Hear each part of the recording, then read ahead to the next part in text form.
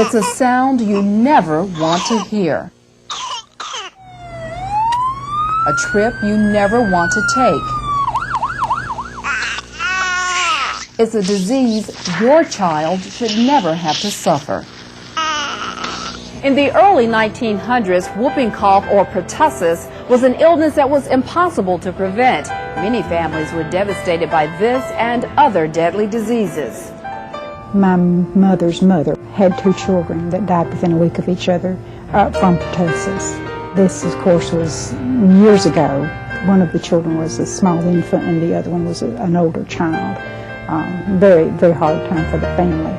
And I also had an uncle who was left mentally retarded from measles encephalitis.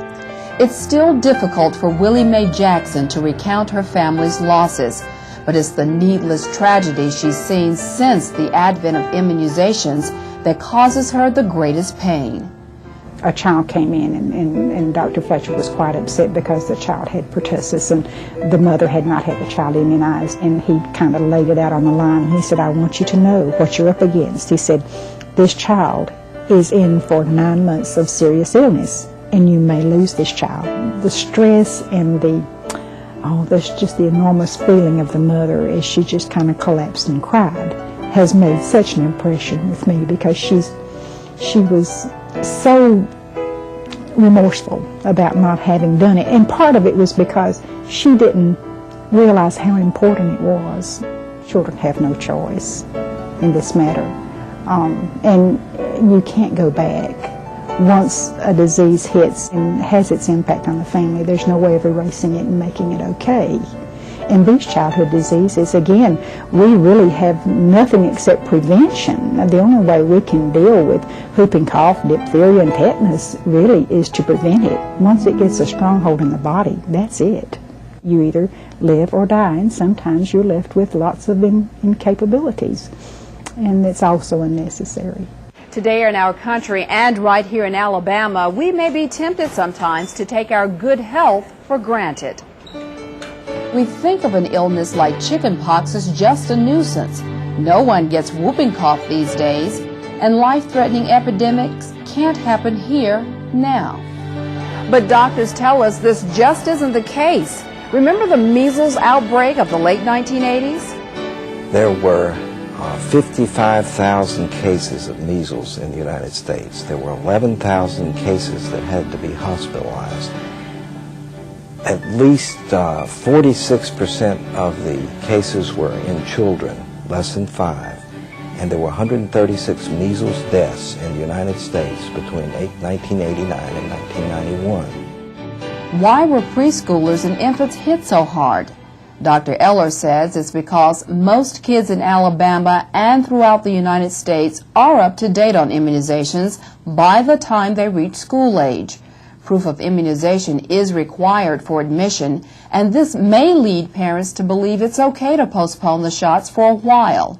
But the measles epidemic pointed to the dangers of waiting. The immune level in 2-year-olds was down around 60 to 70%. That's all it takes, is to have the immune level that low when you have an outbreak of an epidemic like that, and it will seek out the individuals who are not protected. At the present time, about 75% of 2-year-olds are fully immunized. That means 1 out of 4 children is not immunized. Dr. Eller says some parents fail to immunize because they think the vaccine itself could make their child sick. Many have heard about side effects and reactions, which occur occasionally, but most of the time it's very rare. 1 in 250,000 or so is there a very serious reaction to any of the immunizations. The threat to the children from the diseases far outweighs the reaction rate to any of the immunizations. Immunizations of small children are extremely important. We've gotten the level up to about 75%, but it really needs to be up to about 90%. 90% of our 2-year-olds need to be immunized to protect our children. Maureen Jackson is a teacher and a mother of 4. Her older daughters received their shots right on time, but after fever postponed Brianna's immunizations, Maureen thought she'd just wait until after school was out to reschedule. And it was that week that her baby came down with whooping cough. One night she woke up with a different kind of cough, and she woke up out of sleep and she appeared to be choking. And I got her up and I tried everything I knew to try to get her to stop, and she wouldn't stop. And she started turning red, and I could tell she wasn't getting any air. Weeks of hospitalization were followed by months of convalescence. Brianna had to be watched closely because of the threat of that frightening cough. It's a bad feeling. It's hard to watch a child suffer, your child suffer like that. And you knowing that they're coughing and can't get air. Every time I think about it, I feel kind of responsible, even though, she was sick and she wasn't able to get the immunizations. But I just feel like maybe if I had went on instead of waiting for school to be out, that maybe it might have helped. I would encourage all parents to try to get the children's immunizations on schedule at the time that they're supposed to have them, at the age that they're supposed to have them. I don't want anybody to see their child go through that when it can be prevented. In 1992, prevention was not an option for Adam Knox. The chickenpox vaccine did not become available until after Adam nearly died of complications from that disease. Sherry Knox says at first her son had common symptoms. A couple of days later he had some GI bleeding, vomiting, was hospitalized, and we found out that he had chickenpox inside of his colon. They sent us to Birmingham, and when we got there they found out that he had a disease called hemolytic uremic syndrome. In 24 hours he was on dialysis.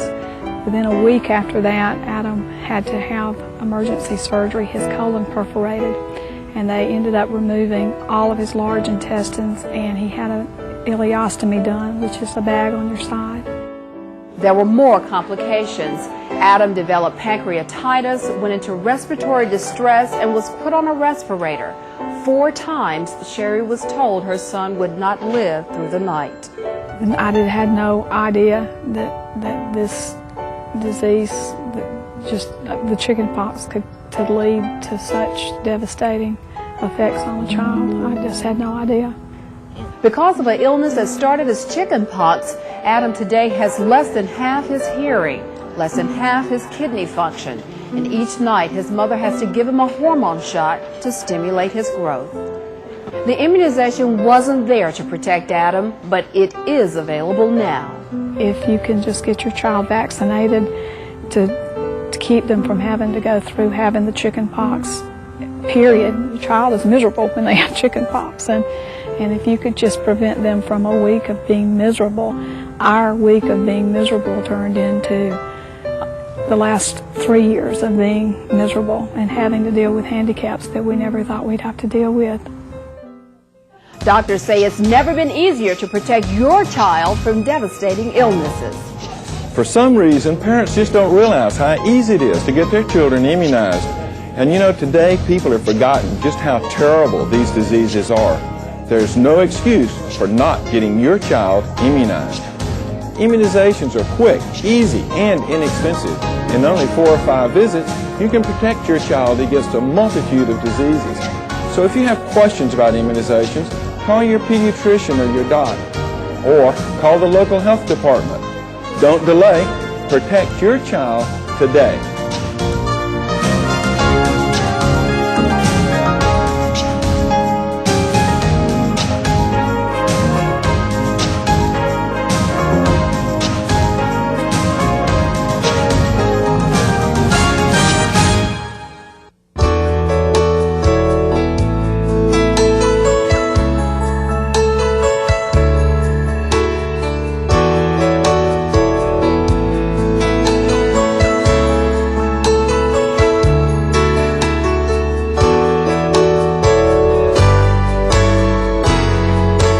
Get your shot.